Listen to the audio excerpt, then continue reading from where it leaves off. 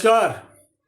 मैं विनय शर्मा एस्ट्रोनॉम्स में आप सभी का स्वागत करता हूं। मित्रों, काफ़ी लंबे अंतराल के बाद आज मैं फिर से वीडियो बना रहा हूं। कुछ व्यक्तिगत समस्याएं थी, इस कारण मैं वीडियो नहीं बना पाया, किंतु अब जो है ये रेगुलर वीडियोस आपको मिलेंगे नई नई जानकारियों के साथ। और अगर आपकी भी कोई व्यक्तिगत समस्या है तो आप उसे कमेंट के माध्यम से और कमेंट कर करके उसका समाधान जो है मुझसे जान सकते हैं। मैं हर संभव प्रयास करूंगा आपको उसका सटीक समाधान देने की। और अभी तक आपने अगर मेरे चैनल को सब्सक्राइब नहीं किया है तो प्लीज़ मेरे चैनल को सब्सक्राइब करें, लाइक करें और शेयर करें। तो आपको ये बहुत सारी महत्वपूर्ण जानकारियाँ, बहुत सारे जो इन्फॉर्मेटिव आर्टिकल्स हैं वो सब मिलते रहेंगे और आप भी उससे लाभ उठा पाएंगे और लोग भी उससे लाभ उठा पाएंगे। आज बात करेंगे राहु की चर्चा। जो एस्ट्रोलॉजिकल वीडियोस आते हैं यूट्यूब में या फेसबुक में या इंस्टाग्राम में, ज़्यादातर चर्चा जो है राहु की ही होती है। ऐसा क्यों? क्योंकि आज के इस परिवेश में, कलयुग में, हम अगर देखें तो हम हर तरफ से राहु से किसी न किसी तरह घिरे हुए हैं।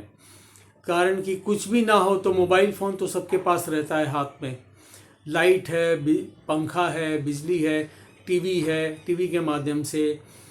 तो ये सारी चीज़ें जो है राहु के अधिकार में आती कि कोई भी नई टेक्नोलॉजी की जो भी चीज़ें हैं, गैजेट्स, इलेक्ट्रॉनिक गैजेट्स जो है तो सब राहु के अधिकार में आते। तो आज के परिवेश में हर एक व्यक्ति राहु की समस्या से ग्रसित है, चाहे वो महादशा चल रही हो या ना चल रही हो, किंतु राहु की वजह से हर कोई व्यक्ति किसी न किसी रूप में भ्रमित अवश्य है।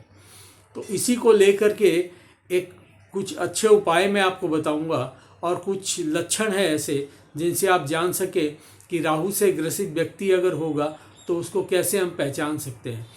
अगर राहु की महादशा किसी की चल रही हो, खास करके बच्चों में, तो आप देखेंगे कि अचानक में जब वो बात करता है तो बड़ी जल्दी जल्दी बोलता है, बहुत फास्ट बोलता है।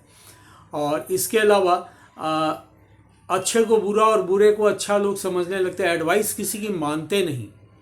अगर कोई एडवाइस दे भी, अपना या घर के लोग या बाहर के लोग, तो वो एडवाइस वो मानते नहीं। एक मन में एक अहंकार जैसी चीज़ आ जाती है कि मैं सब कुछ जानता हूँ। ये राहु का प्रभाव है। या पहली बार उन्होंने किसी को अगर फॉलो कर लिया है किसी चीज़ को, तो वो उसी पर स्टिक होकर के रह जाते हैं कि अब यही चीज़ सही है, इसके अलावा जो भी चीज़ें बताई जा रही है वो गलत है। तो ये एक भ्रम की स्थिति जो है प्राय आपको सभी में देखने को मिलेगी, थोड़ी कम थोड़ी ज़्यादा। जिसकी राहु की महादशा चल रही हो उनमें थोड़ी ज़्यादा ये प्रवृत्ति देखने मिलेगी। और इसके अलावा बच्चों में ज़्यादातर देखा गया, अगर बचपन में राहु की महादशा अंतर्दशा आ जाती है तो उनकी पढ़ाई लिखाई पे सीधे सीधे असर पड़ता है। आप देखेंगे जो बच्चा काफ़ी अच्छा पढ़ता था, राहु की महादशा या अंतर्दशा आ जाती है, कोई बच्चा अचानक में अगर देखे आप पढ़ाई से जी चुराने लग गया हो, डिसिप्लिन अपना छोड़ने लग गया हो, तो आप चेक करें उसकी जन्म कुंडली, तो आपको निश्चित रूप से दिखेगा कि उसके या तो राहु की महादशा चालू हो गई है या राहु की अंतर्दशा किसी ग्रह के साथ चालू हो गई है। तो ऐसी प्रवृत्तियाँ इंसान में चालू हो जाती है। अब इसके लिए ऐसा क्या करें कि इस समस्या से बहुत हद तक हम निकल पाए। एक तो हमारे घर में जो राहु का जो स्थान है वो हमारे बाथरूम में है। तो बाथरूम को सबसे पहले एकदम क्लीन करके रखें। हमेशा उसमें पानी न गिरा हुआ ना रहे, गीला ना रहे। अगर जो भी जाए बाथरूम में तो कम से कम वाइपर उसमें लगा करके आए, वाइपर मार करके आए। उसको ऑलवेज सूखा रखें। और रोज़, अगर हो सके तो रोज़ नहीं तो कम से कम हफ्ते में 2 दिन, शनिवार मंगलवार, एटलीस्ट बाथरूम के अंदर आप कोई धूप, सुगंधित धूप अवश्य जलाए। वो धूप अगर चंदन की हो तो अति उत्तम, या फिर आप कपूर भी जला करके बाथरूम में रख सकते हैं शाम के वक्त। तो उससे आपका राहु जो है आपको बेटर रिजल्ट देने लग जाएगा। इसके अलावा अगर राहु की महादशा चल रही है और भ्रम की स्थिति कुछ ज़्यादा ही बनी हुई है, कुछ अच्छा या कुछ बुरा समझ में नहीं आ रहा, डिसीजन आप ले नहीं पा रहे, क्योंकि राहु की महादशा अंतर्दशा सीधे सीधे इफेक्ट करती है आपकी डिसीजिव जो कैपेसिटी है उसके ऊपर। आप डिसीजन नहीं ले पाते, आपको अपने डिसीजन पे एक क्वेश्चन मार्क लगा हुआ रहता है कि ये डिसीजन मैं ले रहा हूँ ये सही भी है या नहीं। तो इस कंडीशन में क्या करें? एक बहुत ही आसान उपाय है कि आप अपने सर से कम मंगलवार और शनिवार शाम के वक्त एक मुट्ठी नमक ले लें और उसको अपने सर से क्लॉकवाइज या एंटी क्लॉकवाइज घुमा करके और उस नमक को ले आ करके अपने टॉयलेट में डाल दें और ऊपर से फिर फ्लश चला दें। फिर अपने हाथ अच्छे से साबुन से धो लें।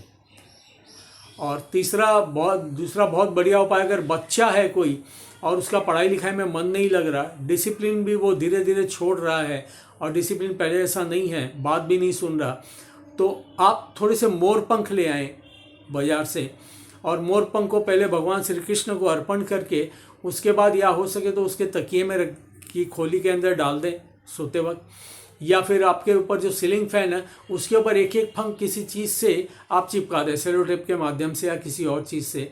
तो वो हवा जो लगेगी उससे राहु का प्रभाव जो है धीरे धीरे आप देखेंगे कि काफ़ी हद तक कम हो गया है। और अगर आपके बिजनेस में समस्या आ रही है किसी भी तरह से कि बिजनेस में भ्रम की स्थिति बनी हुई है और काम ठीक नहीं चल रहा है, तो आप एक बहुत अच्छा उपाय बताता हूँ। इसके लिए आप अपने बाथरूम में एक बड़ा फिटकरी का टुकड़ा रखें, बड़ा फिटकरी का टुकड़ा कांच की कटोरी में रख दें और उसको हर महीने आप बदलते रहें। इससे आपको बहुत ज़्यादा अच्छी चीज़ें देखने को मिलेगी। देखिए, कुछ चीज़ें हैं जो प्रकृति ने हमारे भाग्य में लिख दिया है, वो घटनाएं दुर्घटनाएं जो भी हैं अच्छी या बुरी वो तो होती ही है, उसको रोका नहीं जा सकता। हाँ, अब तो फिर ये बात आती है कि हम फिर क्यों करें ज्योतिषी उपाय या भगवान की पूजा कर क्यों करें, अगर हमारे साथ वही होना जो लिखा हुआ है। नहीं, ऐसा नहीं है। अगर हम भगवान की पूजा करते हैं या उपाय करते हैं तो उस आने वाली समस्या से हम बहुत हद तक लड़ पाने में सक्षम हो पाते हैं और उस समस्या फिर क्या होती है, बहुत छोटी सी लगती है और उसको हम यूं ही पार कर जाते हैं। इसीलिए उपाय किए जाते हैं, मंत्र या पाठ का सजेशन दिया जाता है, भगवान की पूजा का सजेशन दिया जाता है। और एक बहुत अचूक उपाय बताता हूँ आपको। आप आसपास अगर कोई शिवलिंग है तो वहाँ रोज़ अपने घर से एक लोटा जल लेके जाए, उसमें थोड़े काले तिल डाल लें, उसको लेके जाए। अगर मंदिर दूर है, नहीं जा पा रहे, तो घर में शिवलिंग है तो घर के शिवलिंग पे भी ये उपाय कर सकते हैं। जल में काला तिल मिला करके और भगवान शिव को अर्पण करें और भगवान शिव के ऊपर जो नाग रहते हैं, वासुकी नाग, उनके ऊपर भी अर्पण करें। नमः शिवाय का जप करें या ओम राम राहवे नमः, इस मंत्र का भी आप जप कर सकते हैं। इन दोनों में से कोई भी एक मंत्र और बोलते हुए आप भगवान शिव को जल अर्पण करें और उसके ऊपर जो नाग रहता है उसके ऊपर भी। आप देखेंगे कि थोड़े ही समय में आपको बहुत ही पॉजिटिव रिजल्ट मिलने लग गए हैं। आपको पीस ऑफ माइंड मिलेगा जिससे आप कोई भी तरह का डिसीजन ले पाने में सक्षम हो पाएंगे। आप ये उपाय करके देखें, आपको निश्चित रूप से बहुत लाभ होगा। धन्यवाद।